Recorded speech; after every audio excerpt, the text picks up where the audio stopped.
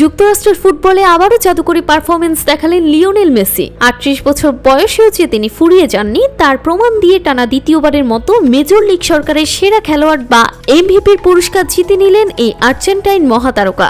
MLS-এর ইতিহাসে এই প্রথম কোনো ফুটবলার টানা দুবার মৌসুম সেরা হওয়ার কীর্তি গড়লেন। এর আগে প্রিকি দুইবার এই পুরস্কার জিতলেও তার টানা ছিল না। সেই রেকর্ড ভেঙে নিজেকে অনন্য উচ্চতায় নিয়ে গেলেন মেসি। ইন্টার মায়ামির হয়ে এবার স্বপ্নের মতো এক মৌসুম কাটিয়েছেন তিনি। দলকে MLS কাপ জেতানোর পথে লিগে সর্বোচ্চ 29টি গোল ও 19টি অ্যাসিস্ট করেছেন, যা লিগ ইতিহাসের এক মৌসুমে চতুর্থ সর্বোচ্চ গোল।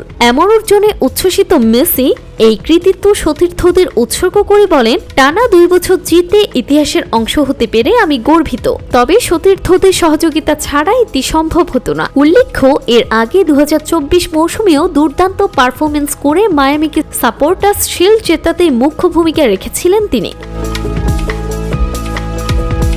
জানাতুল তাহসিন, ডেস্ক রিপোর্ট, সকালবেলা।